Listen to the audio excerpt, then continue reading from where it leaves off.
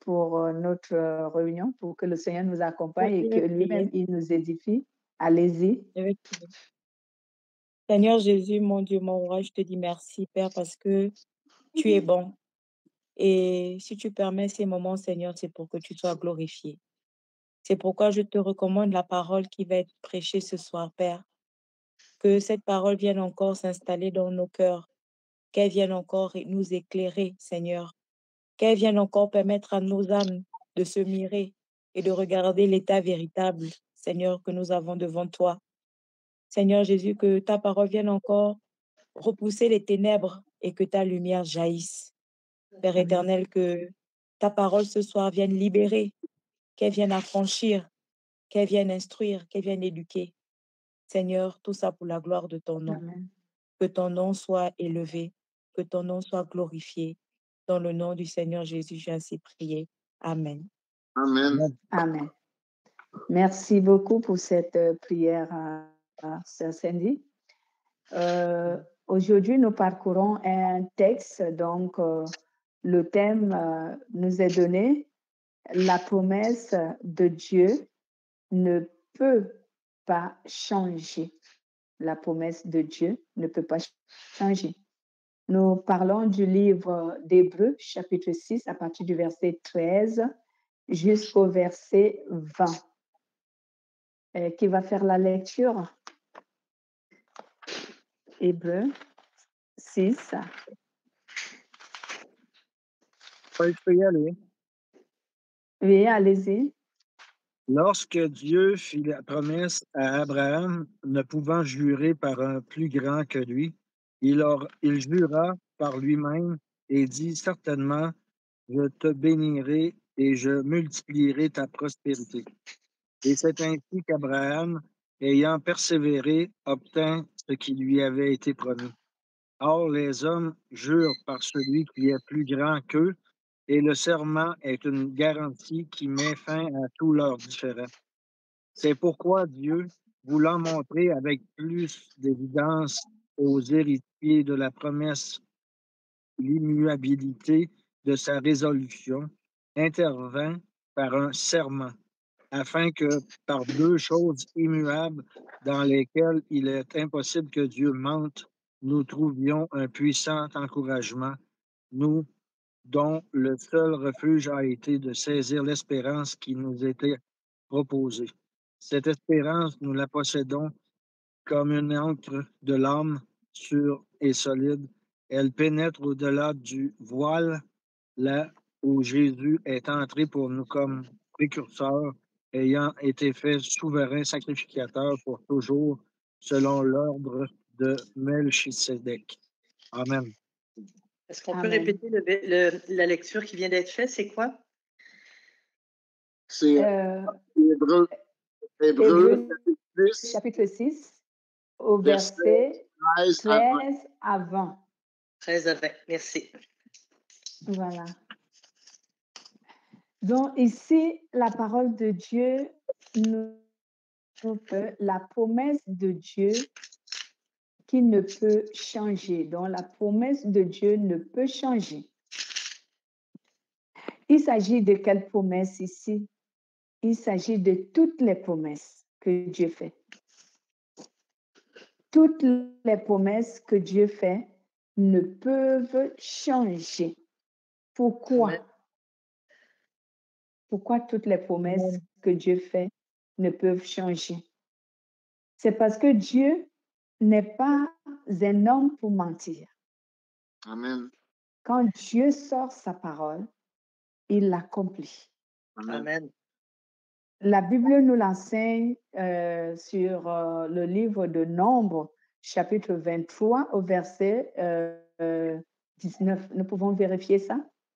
Nombre 19, au verset, Nombre 23, j'aimerais dire, au verset 19.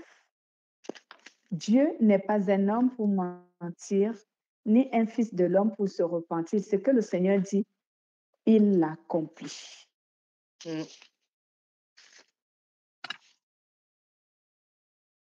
Vous l'avez trouvé? Oui.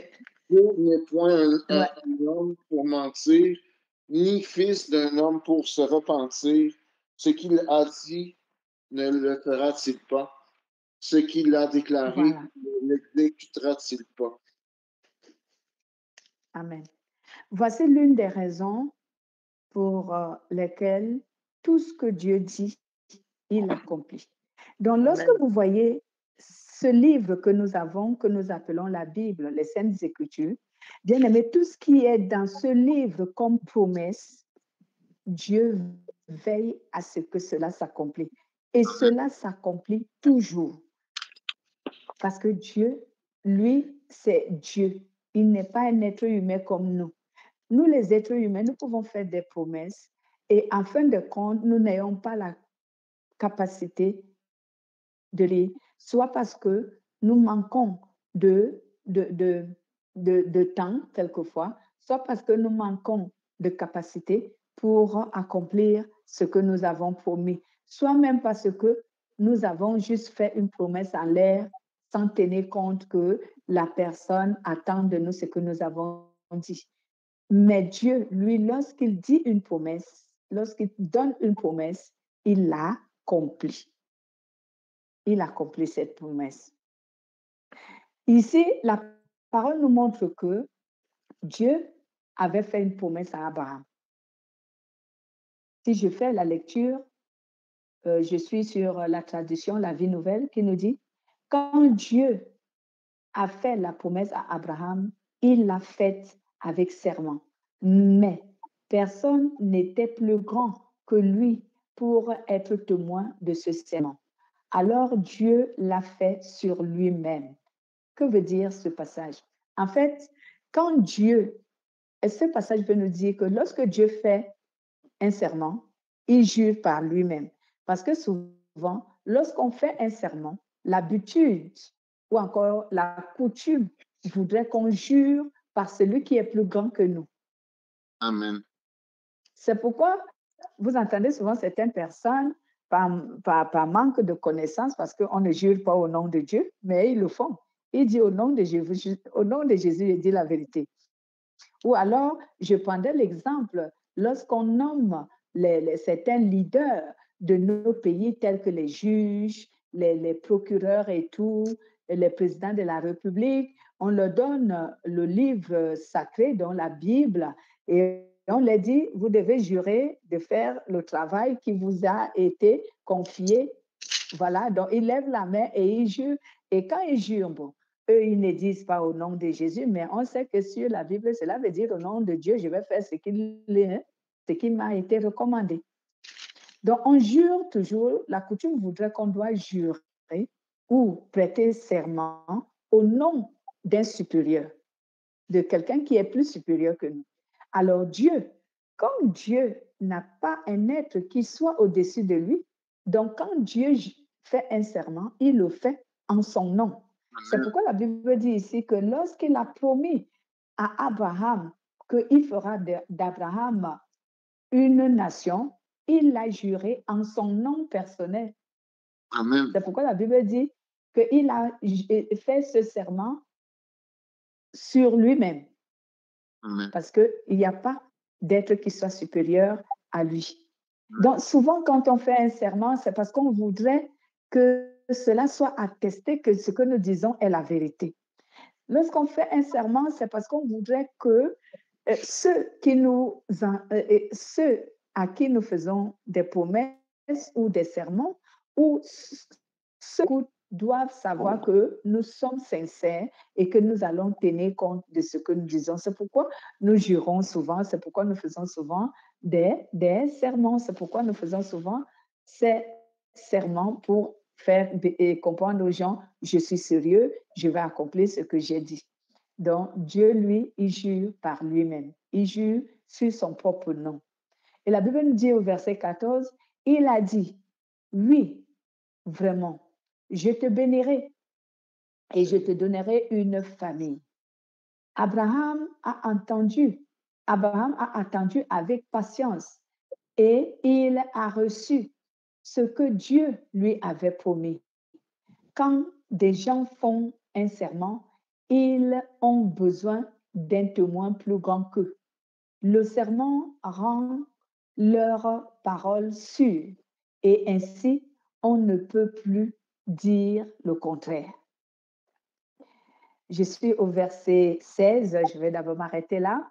Donc ici, nous voyons que Abraham, Dieu lui avait fait une promesse. Et si vous regardez cette promesse, Dieu a dit à Abraham que je te donnerai une descendance, une prospérité. Abraham qui était un homme stérile, un homme qui ne pouvait pas procréer. Par quelle raison? Il n'y a que le Seigneur qui le sait. Abraham a donc fini par recevoir ce que Dieu lui avait promis, parce que Dieu ne ment pas. Lorsqu'on nous regardons cette histoire, nous voyons que la personne qui a voulu changer la promesse de Dieu, c'était sa femme Sarah.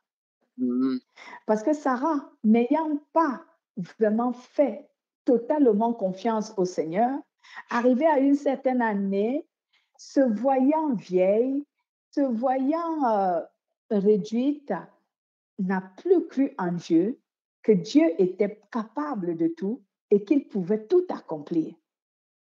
Elle a manqué à un moment donné la foi et elle a poussé son mari vers une autre femme pour que la promesse de Dieu soit accomplie.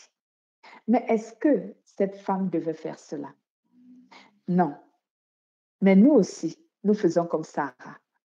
Si je fais un rapprochement avec nos vies aujourd'hui, beaucoup d'entre nous ont perdu confiance en Dieu. Ils ont perdu la foi parce que tellement Dieu prend du temps à accomplir ses promesses que nous pensons souvent qu'il a oublié. Ouais. Dieu prend du temps à accomplir ses promesses que nous pensons souvent qu'en fin de compte, il ne le fera pas. Et nous cherchons souvent à aider Dieu à accomplir ses promesses. Est-ce que c'est mal? Est-ce que c'est une mauvaise chose d'aider Dieu à accomplir ses promesses? Non, mais c'est la manière, attention, c'est la manière dont nous voulons aider Dieu à accomplir ses promesses qui n'est pas bien. Je reviens sur le cas de Sarah. Sarah a mal procédé pour aider Dieu à accomplir sa promesse. La seule chose que Dieu demandait à Sarah de faire pour concourir à la promesse, c'était juste de lui obéir et de lui faire confiance. Dieu n'a pas demandé à Sarah d'aller chercher une femme à Abraham pour accomplir la promesse de Dieu. Dieu lui a juste dit, obéis, sois fidèle et crois en moi, c'est tout. Et c'est la même chose que Dieu attend de nous aujourd'hui. Pour que toutes les promesses qu'il nous a faites, qui sont dans ce livre qu'on appelle la Bible, Dieu nous demande une seule chose. Soyez fidèles et gardez la foi. Amen. C'est tout ce que le Seigneur nous demande. Il ne nous dit pas, aidez-moi d'une autre manière à vous aider. Non. La seule manière ou la seule façon que Dieu nous demande à l'aider, à nous aider, ce n'est que de lui obéir et de garder la foi. Cela veut dire vivre dans la sainteté et faire confiance au Seigneur. C'est tout ce que Dieu nous demande. Mais nous, on passe souvent de travers, comme Sarah. Elle a allé chercher une autre femme qu'elle a donnée à son mari pour que Dieu fasse une descendance à son mari comme il a promis à travers une autre personne, alors que ce n'était pas le plan de Dieu. Souvent, c'est nous qui retardons le plan de Dieu quelquefois.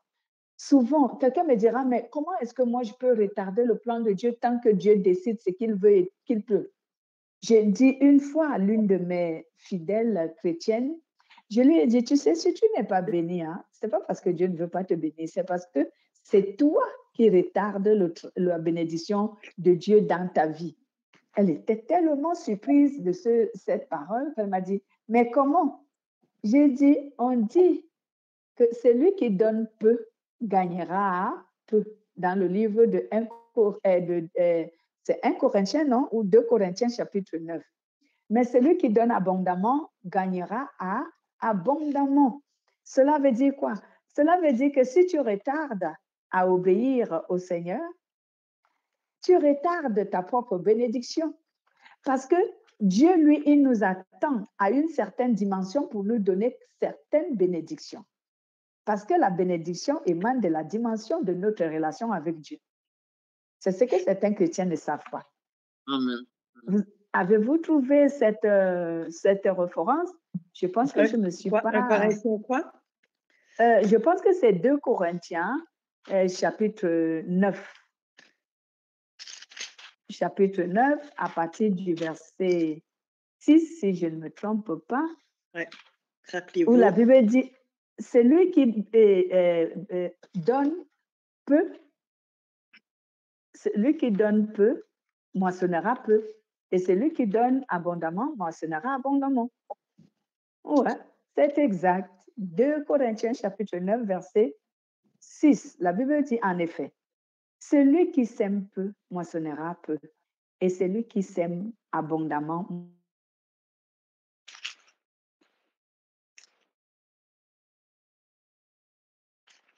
que chacun donne ce qu'il aura décidé en son cœur, sans regret ni contrainte, car Dieu aime celui qui donne avec joie. Ça, c'est 7. Ouais. Verset 9, c'est 9, 6. 2 Corinthiens 9, verset 6. Non? oh là là, la connexion. Ok, c'est bon.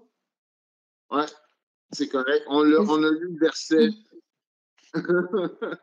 Ok, vous avez lu le verset. Moi, j'ai perdu la connexion, en fait. Ok. C'est sœur Suzanne qui l'a lu. Ah, la sœur Suzanne l'a lu. Ok, gloire à Dieu.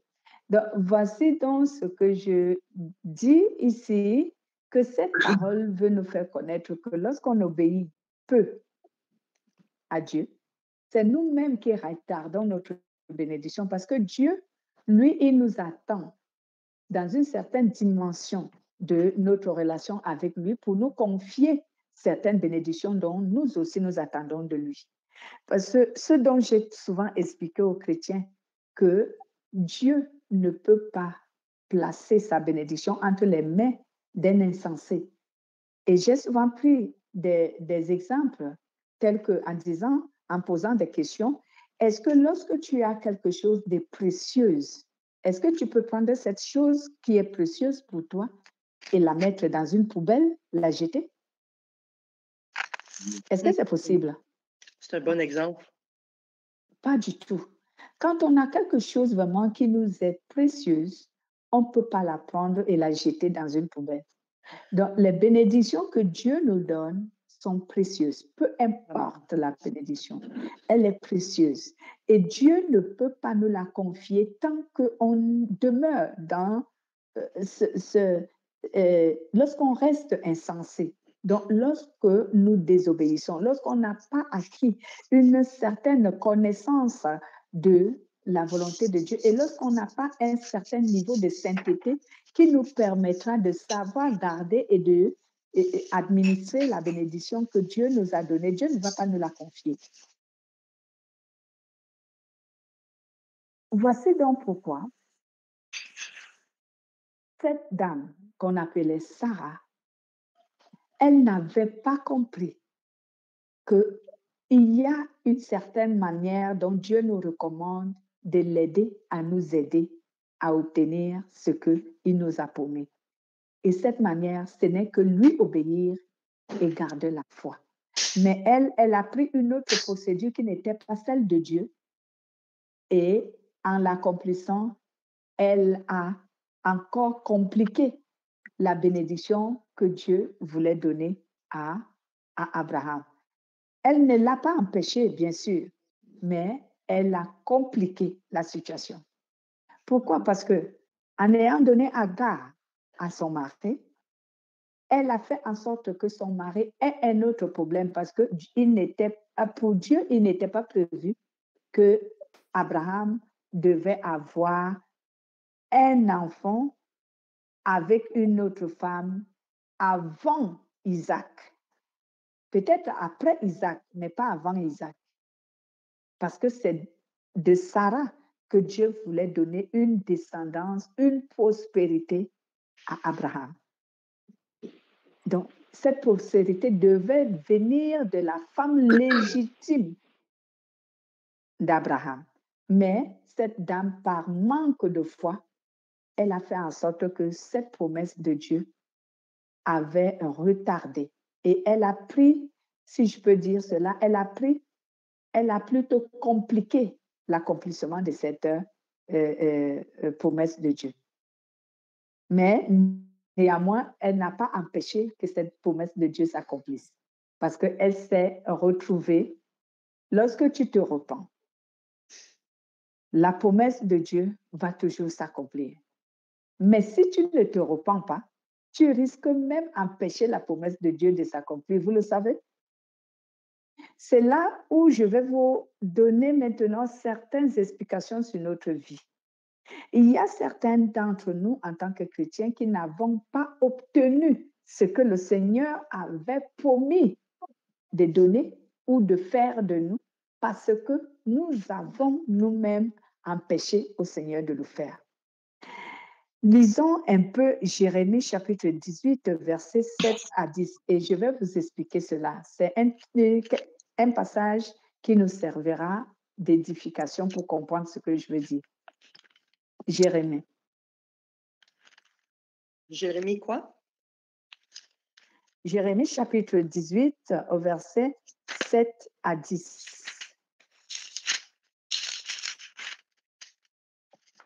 On nous dit la parole de Dieu. Quelqu'un à la page? Oui. Voilà, lisez la personne qui trouve la référence. Alors, Jérémie 18, 7. Oui, 18, 7 jusqu'à 10.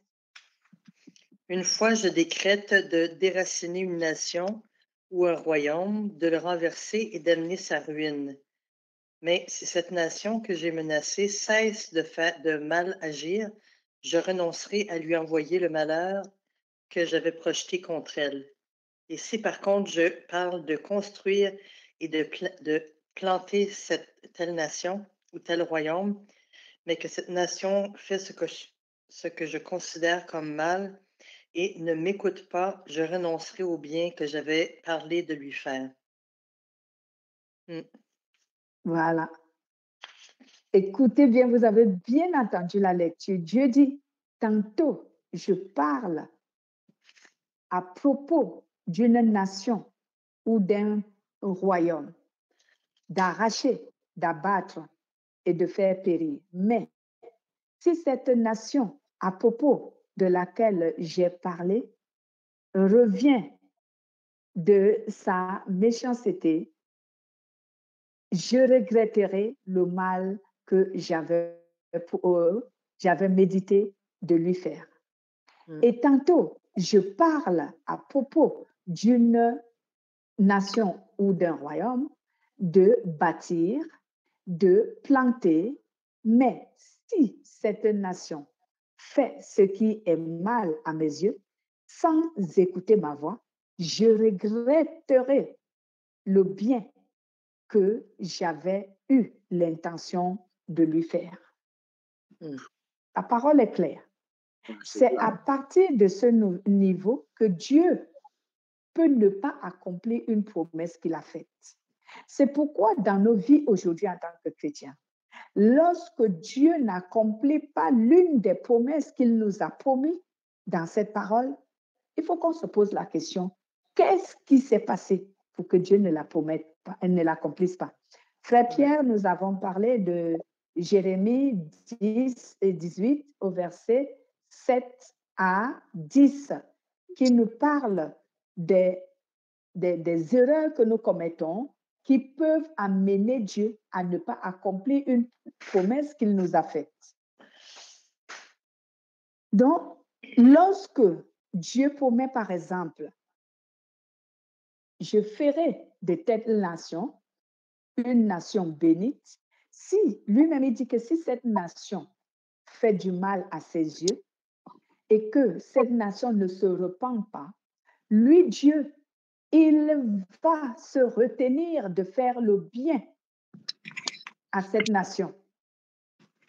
Donc, qu'est-ce qui va s'accomplir? Si Dieu se retient d'accomplir le bien qu'il nous a promis, alors nous ne recevrons pas la bénédiction ou le bien qu'il a promis, parce que notre désobéissance va empêcher Dieu d'accomplir ce qu'il a promis.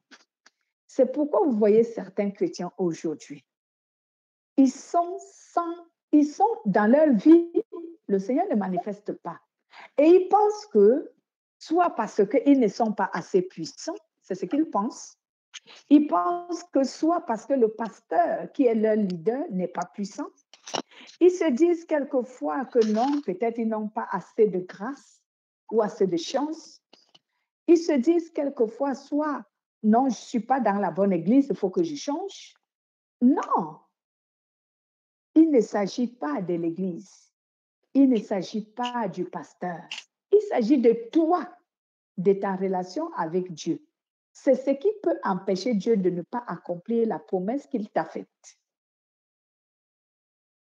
Parce que tu n'accomplis pas ce qu'il voudrait pour que lui, il accomplisse cette relation. Et je vais vous dire quelque chose. Dieu ne donne pas une promesse sans condition. C'est ce que les hommes pensent. Que Dieu, il promet juste les choses aux hommes et ils n'ont rien à faire. Non, Dieu ne donne pas une promesse sans condition. Lorsque vous lisez bien la parole de Dieu, du début jusqu'à la fin, de la Genèse jusqu'à l'Apocalypse, vous allez voir que toutes les promesses que Dieu a faites sont accompagnées de conditions. Si vous faites ceci, je ferai cela. C'est comme ça, la promesse de Dieu. Donc, les promesses de Dieu ne sont pas sans condition. Dieu a dit, si nous continuons la lecture, nous allons voir ici que Dieu a dit à Abraham que si tu restes avec moi et si tu demeures fidèle, c'est alors que tu deviendras le père d'une multitude. Si Abraham n'était pas resté avec Dieu, cette promesse n'allait pas s'accomplir. Dieu allait se chercher une autre personne pour accomplir cette parole. Mais il n'allait pas l'accomplir à travers la descendance d'Abraham. Attends un peu. Peux-tu répéter ce que tu viens de dire là?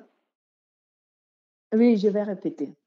Excuse-moi. Donc, je venais de dire que si Abraham n'avait pas obéi à la condition dont Dieu lui avait dit que si tu marches selon ma volonté, à travers toi, je ferai une descendance.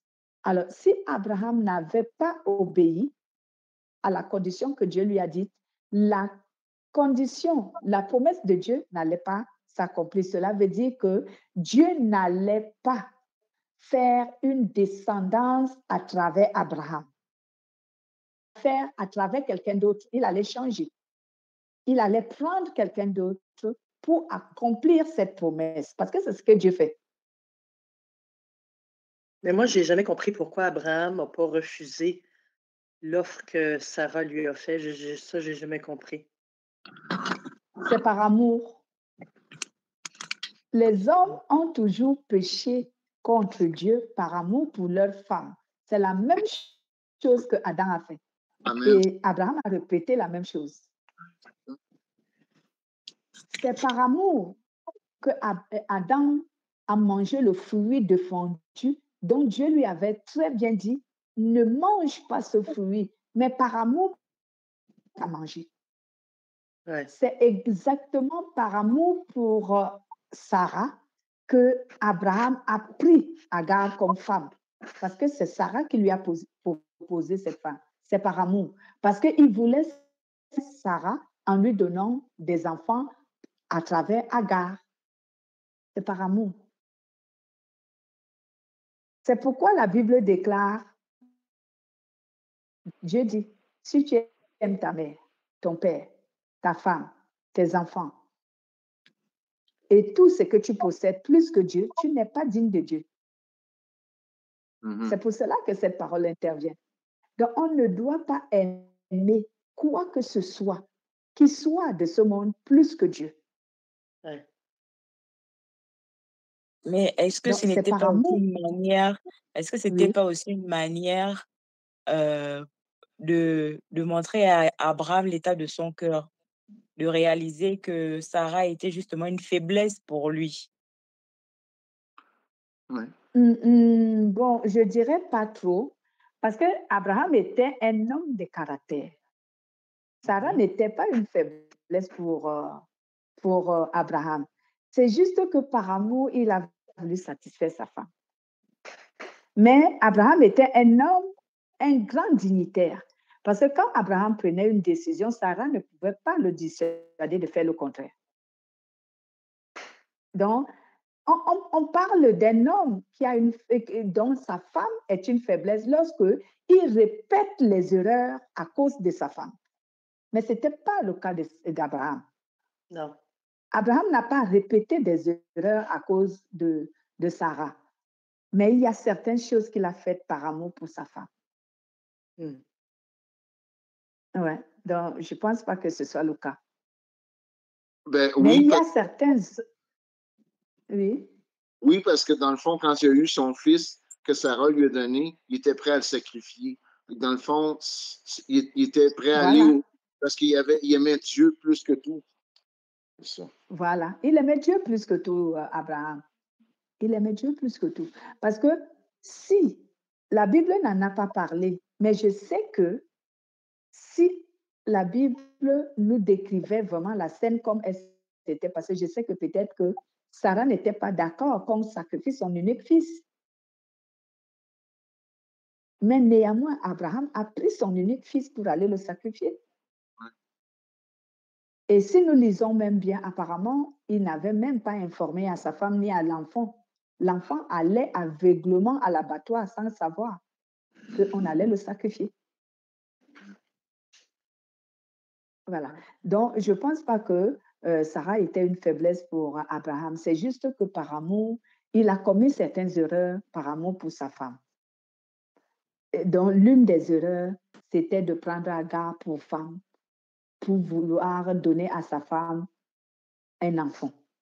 Donc, comme je dis souvent, la parole de Dieu, même lorsqu'elle parlait du temps ancien, elle fait un rapprochement avec notre vie aujourd'hui.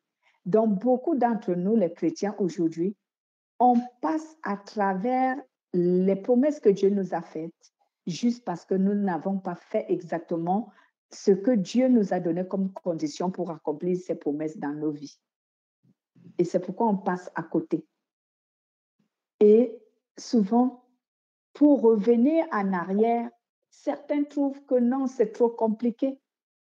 Mais moi, ce que j'exhorte aux chrétiens que nous sommes, lorsque tu es passé à côté d'une promesse que Dieu t'a faite et que tu t'es rendu compte que cela vient de toi et non de Dieu, reviens en arrière. Revenir veut dire repens-toi et fais ce que Dieu attend de toi. Mhm. Et Dieu va l'accomplir, il va accomplir cette promesse. Mais si tu ne reviens pas, elle ne s'accomplira pas. Ouais. Donc, on doit vraiment beaucoup faire attention.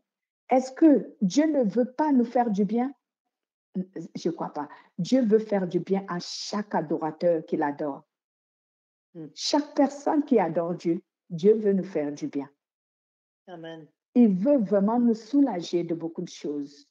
Mais nous passons toujours à côté, soit parce que nous sommes très impatients, on ne veut pas attendre, on ne veut pas supporter, soit parce que nous sommes tellement avides d'aller très vite au point où nous commettons des erreurs qui nous empêchent, qui nous font passer à côté de la promesse que Dieu nous a faite.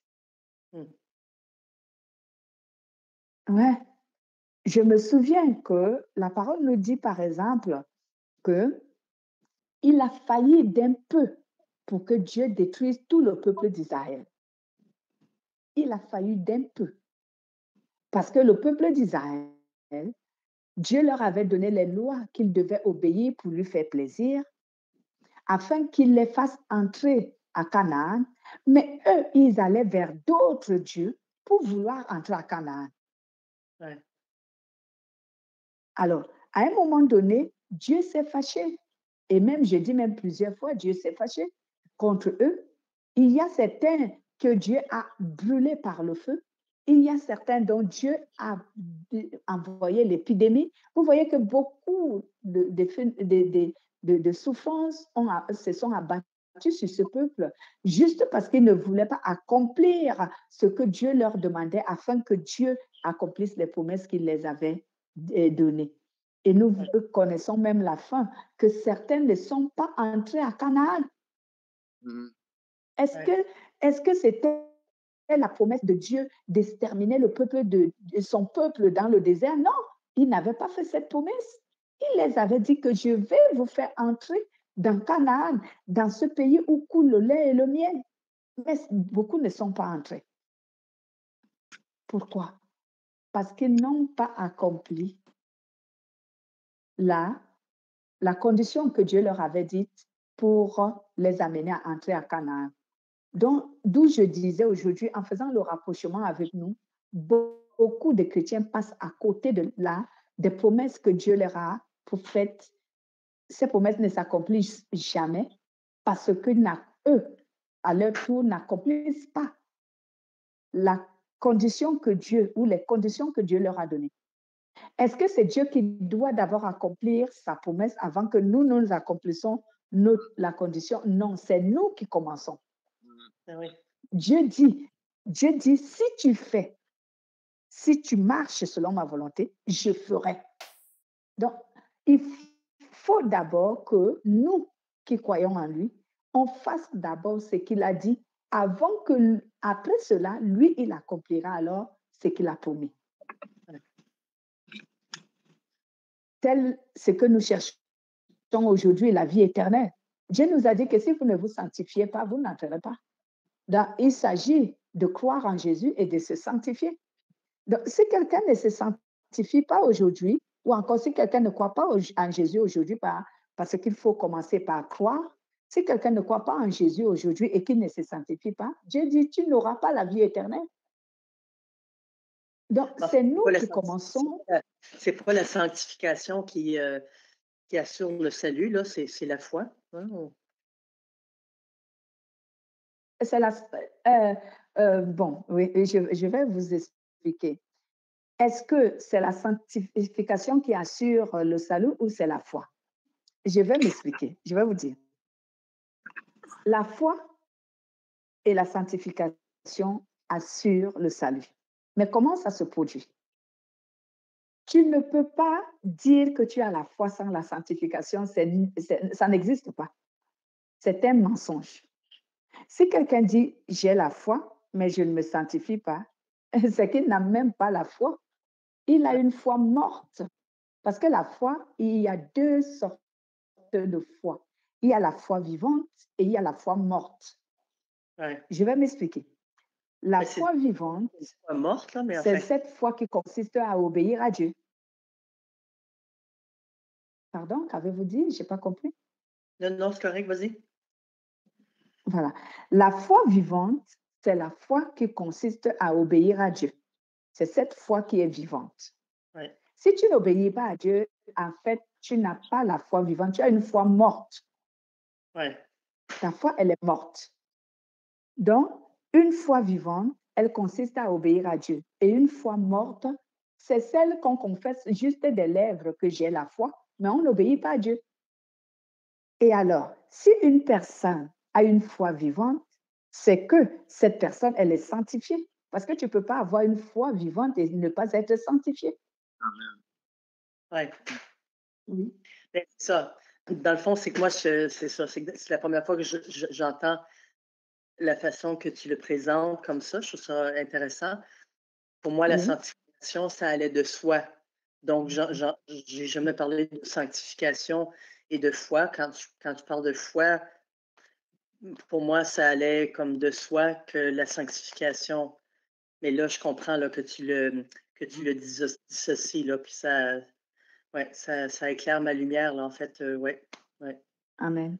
Ouais, Ouais, merci. vous pourrez même lire, après, vous pourrez lire Romains, chapitre 10, je crois. Romains, chapitre 10, à partir du verset 16 jusqu'au verset 17. Est-ce que quelqu'un peut faire cette lecture? Romains, Oui. chapitre 10, ouais. Je crois que je ne me trompe pas, mais allez-y. Romains, chapitre 10, au verset 16 à 17. OK, je l'ai. Mais tous Ouais. n'ont pas obéi à la bonne nouvelle. Aussi Isaïe dit-il, Seigneur, qui a cru à notre prédication? Mhm. Ainsi, la foi vient de ce qu'on entend et ce qu'on entend vient de la parole de Christ. Amen. Exact. Ésaïe dit, Seigneur, est-ce que les gens ont cru à ce que nous leur avons dit? Cela veut dire, est-ce qu'ils ont obéi à ce que nous leur avons enseigné? Et Ésaïe confirme en disant, la véritable foi qui est vivante vient de la parole qu'on entend, cela veut dire de la parole qu'on écoute et qu'on obéit. Ouais. Donc, si une personne dit j'ai la foi et qu'il n'obéit pas à Dieu, c'est que sa foi, elle est morte. Une foi Ouais. morte est basée juste sur la bénédiction qu'on reçoit. Donc, on croit tout simplement que Dieu va nous bénir, mais on ne fait pas ce qu'il faut pour que Dieu nous bénisse.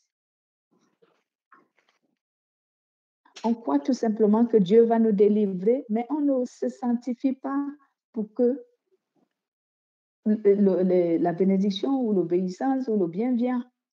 Donc, la foi morte est une foi dont la personne n'obéit pas à Dieu, dont la personne ne se sanctifie pas. Mais Puis la la foi vivante, voilà. excuse, je t'interromps. La sanctification, ça vient de la parole de Dieu. Oui, la sanctification, c'est ce qu'on appelle la sainteté. Cela veut dire quoi? En un langage simple, on obéit à Dieu et on évite, et je pourrais dire, on s'abstient à la pratique du péché. C'est ça la sanctification. En un langage simple, tu obéis à Dieu et tu t'abstiens à commettre le péché. Amen. Et la Bible nous dit dans le livre de Hébreux que sans la sanctification, personne ne verra Dieu. Et pourtant, la Bible n'a jamais dit sans la foi, personne ne verra Dieu. Mhm. Mais la Bible a dit sans la sanctification, personne ne verra Dieu. C'est là que ça sépare la foi morte de la foi vivante. Ouais, exactement. Voilà. Donc, si désormais vous entendez quelqu'un dire j'ai la foi et que tu vois que la vie de cette personne ne reflète pas la volonté de Dieu, sache que sa foi, elle est morte, elle n'est pas vivante. C'est les Donc, fruits. ce n'est pas une véritable foi. Voilà. Ouais. Mais lorsqu'une personne a une véritable foi qui est vivante, cette foi-là vient même de sa sanctification parce que c'est une personne sainte. Donc, sa foi est vivante. Voilà, donc c'était une explication dont le Saint-Esprit a Et voulu qu'on parle parce que, oui, allez-y, vous avez une question? pour ajouter à ce que Tontine m'a dit, c'est même dans les c'est même dans les béatitudes, hein, dans le Hop, on l'a perdu. Matthieu 5, au verset 11, lorsque Dieu dit heureux, ceux dont le cœur est pur, car ils Voilà, verront Dieu. amen. Exactement. Heureux ceux dont le cœur est pur quand ils verront Dieu, c'est la vérité. Donc ici, si tu veux, en tant que chrétien, si tu ne veux pas passer à côté des promesses que Dieu t'a faites, il faut forcément que tu accomplisses les conditions Je t'entends. que tu Attends. accomplisses les conditions que Dieu a données. Et les seules conditions que Dieu a données, je l'ai répété plusieurs fois, c'est que nous devons tout simplement obéir à Dieu et continuer à garder la foi. L'obéissance à Dieu consiste à se sanctifier. Si tu ne te sanctifies pas, tu n'obéis pas à Dieu. Et je disais tantôt que la sanctification n'est qu'un simple langage que je dis. Tu observes la volonté de Dieu et tu t'abstiens à pratiquer le péché ou à commettre le péché. Ce n'est que aussi simple que ça. C'est cela la sanctification. Tu lis? Ça l'a coupé. Pardon? Attends. Ah, Donc, nous, Oui, ça, elle a des problèmes avec sa connexion. ouais. On t'a perdu. Voilà. Donc, oui. revenons à notre texte. La Bible nous dit donc au verset 17 et jusqu'à la fin, dit, avec Abraham, c'est la même chose. Sa famille devait recevoir les biens promis par Dieu. Dieu a voulu montrer clairement qu'il ne changerait jamais d'avis. C'est pourquoi il a ajouté un serment à sa promesse. Une promesse et un serment, voilà deux choses qu'on ne peut pas changer. Cela voudrait dire quoi?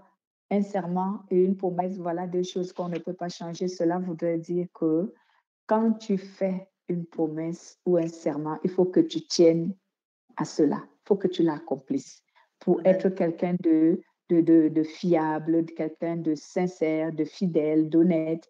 Quand nous faisons des promesses, nous devons les accomplir. Lorsque nous faisons un serment, nous devons veiller à ce que notre serment soit vraiment accompli. Alors, ici, la parole de... Qu'est-ce qui se produit si ce n'est pas respecté, mettons, comme les promesses, les serments qu'on fait au mariage, admettons? Hein? Oui, lorsqu'on fait un serment ou une promesse et qu'on ne respecte pas ce qu'on a dit, on devient un menteur. Et le mensonge est un péché. C'est aussi simple que ça. Il faut se repentir de ça, puis après, c'est Il y a une manière de se repentir selon le péché qu'on a commis. Je prendrai l'exemple de ce que nous parlons. Lorsque vous avez fait une promesse, autant pour moi, ou un serment, et que vous ne l'avez pas tenu, si vous voulez vous repentir, alors revenez en arrière et accomplissez ce que vous avez promis. C'est ça.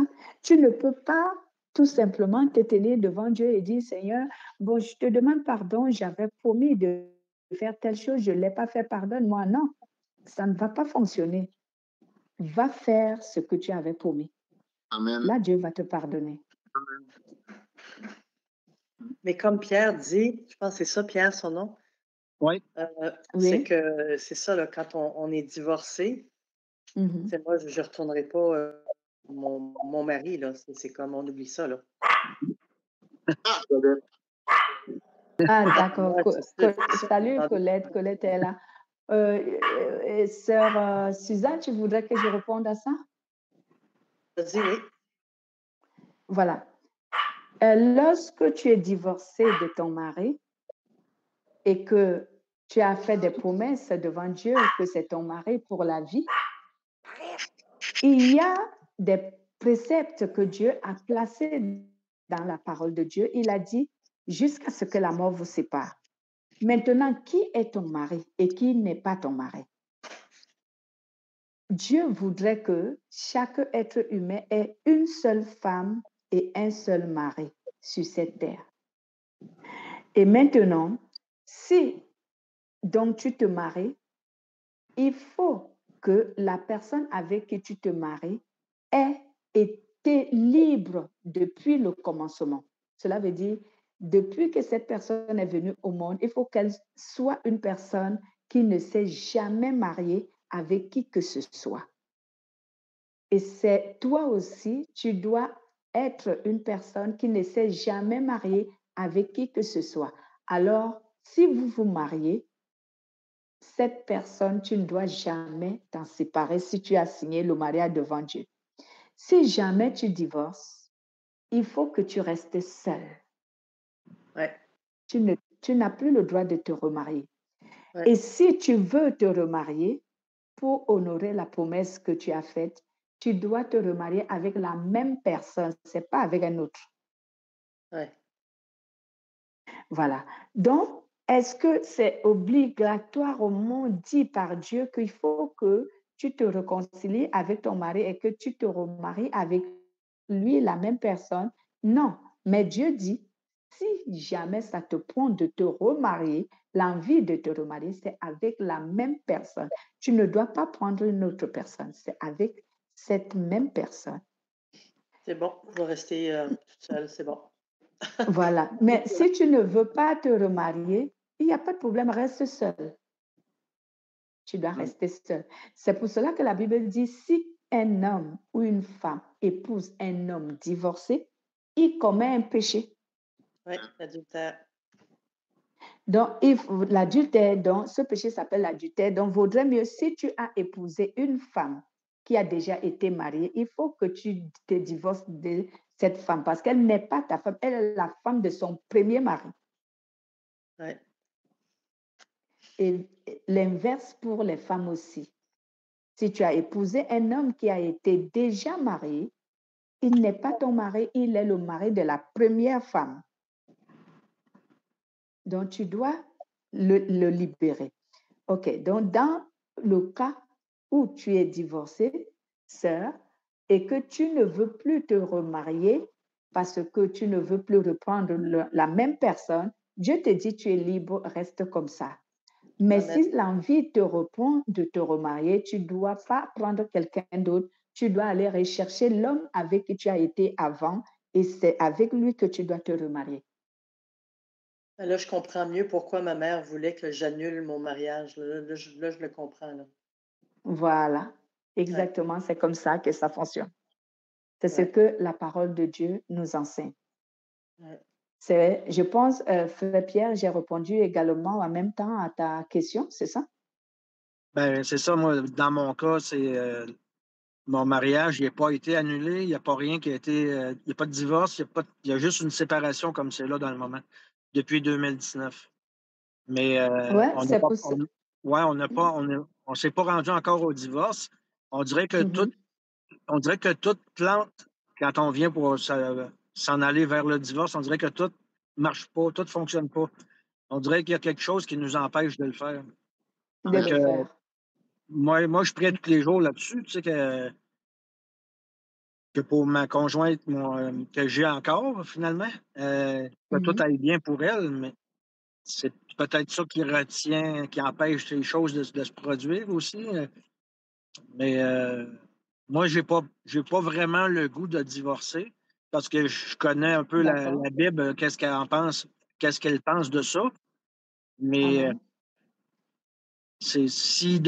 on devrait vraiment se rendre là, puis ça serait, mettons, mon ex qui demanderait le divorce, ben, je respecterais ce qu'elle demande aussi. Là. Si vraiment elle veut ça, ben, je vais respecter son choix. Là. D'accord. OK. Voilà. Donc, déjà, je pense que la question, elle est déjà, elle a déjà eu la réponse. Mhm. Donc, oui, tu ne dois pas divorcer, mais si elle insiste pour lui donner sa liberté, tu la laisses divorcer, mais ce que tu dois savoir, c'est que tu vas rester sans plus te remarier. Tu dois rester comme ça. Et si demain, elle revient sur sa décision et te dit, j'ai commis une erreur, ou alors je te demande pardon, j'ai compris que la Bible dit qu'on ne doit pas on ne doit pas divorcer, on doit se remarier, alors là, oui, c'est ça que la parole de Dieu nous enseigne. Voilà, donc c'est pourquoi je disais, lorsque tu fais un serment ou une promesse et que tu n'as pas obéi à cette promesse, tu ne vas pas tout simplement aller devant Dieu et dire, Seigneur, bon, j'avais promis de donner une certaine somme d'argent au frère Pierre, je ne l'ai pas fait, Seigneur, pardonne-moi, tu ne seras pas pardonné. Il faut que tu partes donner cet argent au frère Pierre. C'est à ce moment que tu seras pardonné. C'est comme ça que ça fonctionne. C'est pourquoi il y a certaines repentances que les chrétiens font et ils ne reçoivent pas le pardon et ils ne comprennent pas pourquoi. Parce qu'en fait, ils n'ont pas fait ce qu'il fallait. On Ils peut n'ont pas fait ce qu'il fallait. Voilà, Mais, ils n'ont pas respecté certaines paroles. Ouais. mais des fois, on fait tellement de prières on n'accorde pas vraiment d'importance, on dirait, à ce qu'on dit, parce que le lendemain, on va prier encore une autre prière, le lendemain, encore une autre prière. On fait comme oublier qu'on a prié des choses, puis à un moment donné, on se rappelle, hein, j'ai déjà prié là-dessus. Mais Mhm. c'est toutes des promesses qu'on fait, ça, quand on fait ça. Ben non, si. Oh oui, je connais. Nous, les chrétiens, nous, les humains, on fait tellement de promesses à Dieu qu'on ne tient même jamais. Et Ben, c'est c'est ça. dangereux. Mhm. C'est dangereux. Et Ecclésiaste même le dit. Ecclésiaste dit, si tu fais un vœu, je crois, Ecclésiaste chapitre 12 ou chapitre 10, quelque chose comme ça, la Bible dit, si tu fais un vœu à Dieu, il faut que tu honores le vœu que tu as fait. Parce que si tu ne l'honores pas, tu pêches. Tu pêches contre Dieu. Donc, il faut honorer le vœu que tu fais Mhm. à Dieu. Et même dans le Parce- livre de Jacques 3, nous Mhm. apprend que nous devons dompter notre langue. Le chrétien est celui-là qui ne doit pas parler pour parler, mais qui Mhm. doit parler avec sagesse en sachant que chaque parole qui sort de sa bouche est un fruit, est une sémence qu'il plante. Tout Il à doit fait. parler avec sagesse et, Mhm. et il doit maîtriser ce qu'il dit et Mhm. savoir ce qu'il dit. C'est pour cette raison que la Bible Mhm. dit que ton oui soit oui, que ton non soit non. Si je Mhm. m'engage, c'est qu'avant de m'engager, j'ai analysé et que je sais qu'en moi, j'ai la capacité d'honorer à l'engagement que je prends. Si je ne peux pas Mhm. m'engager, je ne le fais pas. Et je ne Mhm. m'engage pas pour vouloir flatter Dieu. On ne peut pas flatter Dieu. Autant Tout à fait. malheureusement, souvent c'est ce que l'on fait. On se dit qu'on va Mhm. flatter Dieu pour obtenir de Dieu telle chose ou telle chose. Mais on ne peut pas flatter Dieu en fait. C'est ce qu'on doit En d'abord effet, comprendre. en effet. Mais En effet, nous, si tu fais une promesse à Dieu pour obtenir quelque chose, mettons, moi, je dirais, Seigneur, regarde, je vais donner de mon aide à tout le monde quand ils vont en avoir besoin si tu me redonnes mon mariage. Tu sais, je pourrais faire ça aussi, Mhm. mais ça se trouve être flatter Dieu, ça aussi. Non? Ouais. Non, flatter Dieu ici, si je comprends bien, flatter Dieu ici, c'est que tu dis des choses que tu sais bien que tu ne tiendras pas compte. Ouais. Mhm. Tu dis des choses à Dieu dont tu sais que tu ne vas pas accomplir. Mais tu lui parles comme s'il était un être humain dont tu le flattes. Mhm. Donc, en fait, tu es en train de mentir. Mhm. Tu mens à Dieu. Tu lui dis, Seigneur, si tu me fais ceci, je vais faire cela. Si tu me donnes ceci, moi, je ferai ceci. Mais tu sais pertinemment que tu ne feras pas ce que tu es en train de dire. C'est ça qu'on appelle flatter Dieu. Donc, Mais quand, en fait, tu mens. mais quand tu disais tantôt que Dieu, lui, quand il fait une promesse, c'est accompagné D'une comment, condition. d'une La condition. condition. Mhm. Ouais. Nous On peut autres, on faire peut Une une pas faire condition. condition. pareil. Oui, on On peut. a, Ouais. on a l'exemple de Anne. Anne, quand Ouais. elle a prié avec le Seigneur, et quand elle a prié, elle a fait un vœu. Elle a dit, Seigneur, si tu me Mhm. donnes cet enfant, je te le redonnerai. Mais une Ouais. femme Ouais, qui a cherché la un mère nom de de Samuel, Samuel, c'était. elle a Mhm. cherché un enfant pendant des années. Et le Seigneur lui donne enfin cet enfant. Une autre Mhm. femme aurait pu dire, je me le garde. Mais Ouais. elle a honoré à la parole qu'elle a donnée, elle a donnée à Dieu. Et Mhm. elle a donné cet enfant au Seigneur. Et parce Amen. parce qu'elle a honoré à la parole qu'elle a fait à Dieu, Dieu lui a béni Mhm. encore d'autres enfants après. Tout Amen. à fait. Mais c'était pas facile. C'est là où on doit en arriver en tant que Mhm. chrétien. Si moi je viens, je dis Seigneur, si tu me donnes telle chose, vraiment, je le ferai. Voilà. Si je prends cet engagement, c'est que même quand je dois le faire pour Dieu, je dois le faire avec amour parce que j'ai Mhm. promis à Dieu que j'allais le faire pour lui. Amen. Oui. Si Cet on... amour doit me guider. Amen. Si on revient même encore sur Abraham, il avait promis à Dieu qu'il l'obéirait, quel que soit le cas. C'est pourquoi lorsque Dieu lui a demandé de lui donner, de lui offrir Isaac en sacrifice, il n'a pas rechigné. Il a pris Isaac pour aller l'offrir à Dieu. Donc, Abraham était en train de respecter sa parole. son engagement vis-à-vis de Dieu. Mm. Donc, souvent, nous, on passe à côté. On fait beaucoup de promesses à Dieu. Si j'utilise le même terme que la sœur Cynthia a utilisé, flatter Dieu et le mentir, sachant bien que ce que nous disons, nous n'allons pas tenir à cela. Et c'est ça qui blesse souvent Dieu. Parce que Dieu se dit, tu sais pertinemment que tu ne vas pas faire ce que tu me promets. Mais tu fais quand même cette promesse. Donc, c'est pourquoi je continue à dire que nous passons à côté de de l'accomplissement des promesses que Dieu nous a faites.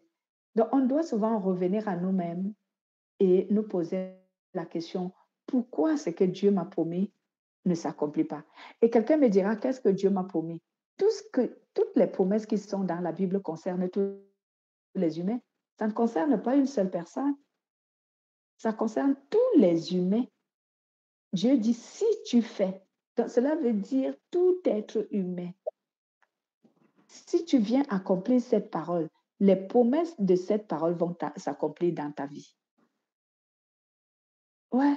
Est-ce que nous attendons, parce que certains attendent que Dieu vienne leur dire à l'oreille, je ferai ci pour toi. Oh non, c'est trop demander à Dieu. Il y a beaucoup de gens qui attendent que Dieu les parle et qui leur parle à travers sa parole, mais ils voudraient l'entendre audiblement. Non, ils voudraient l'entendre dans les songes. Non, les promesses de la Bible sont tes promesses. Elles sont les miennes. Elles sont pour l'autre. Elles sont pour tout être humain. On Amen. doit tout simplement se fier à ces promesses-là. Mhm. Pour aller à la fin de notre enseignement, la Bible nous montre que ce que Dieu avait promis à Abraham, Abraham est devenu le père de nation, comme Dieu l'avait promis. À travers Isaac, il a eu un peuple qu'on appelle Israël. Amen. À travers Jésus, il a tout un peuple qu'on appelle l'Église universelle. Et Amen. même en allant plus loin, par le Saint-Esprit, il aura un peuple, il vivra éternellement. Donc Dieu a accompli sa promesse et il va veiller à ce que cette promesse s'accomplisse. Il a dit à Abraham que tes enfants seront nombreux comme une multitude. Ils seront comme, est-ce qu'on peut compter le sable? Oh, on t'a perdu, là. On t'entend plus. Et je vous assure que dans le royaume de Dieu, pardon? Ah, ça On l'a n'a pas coupé. compris, voilà. Je disais donc, Dieu a promis à Abraham que ses enfants, sa descendance, seront nombreux comme le sable de la mer. Amen. Il faisait allusion à quelle sorte d'enfants, quelle sorte de descendance. Il faisait allusion à tous ceux qui croiront en Dieu par Jésus-Christ. Amen. Donc, il faisait allusion à tous ceux qui croiront en Jésus-Christ et qui obtiendront la vie éternelle. Alléluia. Donc, nous serons nombreux. Tous ceux qui ont la vie éternelle, nous serons nombreux comme le sable de la mer. Amen. Et c'est pour cela que j'aime Dieu. Aujourd'hui, beaucoup de gens ne croient pas en Dieu. C'est comme nous pouvons constater que beaucoup disent croire en Dieu, mais ils ne sont pas sincères. Mais je vous assure que le jour de l'enlèvement, quand on va se retrouver au ciel, on sera étonné de voir une multitude de personnes. Ouais. Amen. Beaucoup seront sauvés. La Bible déclare dans la prophétie d'Apocalypse de Jean, Jean dit, lorsque je regardais, je vis une multitude de personnes Mhm. qui étaient en train d'adorer l'agneau et celui qui était assis sur le trône. Donc, on sera nombreux. Peu importe l'œuvre de Satan dans le monde, on sera comme une multitude. Comme une multitude. Donc, Dieu dit, on ne peut pas compter les grains du sable. Quand tu prends même un tout petit poignet de sable entre tes mains, tu n'arrives même pas à compter ce poignet, chaque sable que tu as pris, tu ne peux pas. Et Dieu dit, on sera nombreux comme une multitude de sables. Mhm. Donc, on doit tout simplement tenir bon pour que toutes les promesses du Seigneur qu'il a données dans la Bible s'accomplissent dans notre vie. Ne te dis pas que c'est les promesses du peuple d'Israël. Ne te dis pas que c'est les promesses de David. Ne te dis pas que c'est les promesses des apôtres. Non, ces promesses sont pour nous tous. Nous Amen. tous, sur cette terre que croyons en Dieu, elles sont pour nous.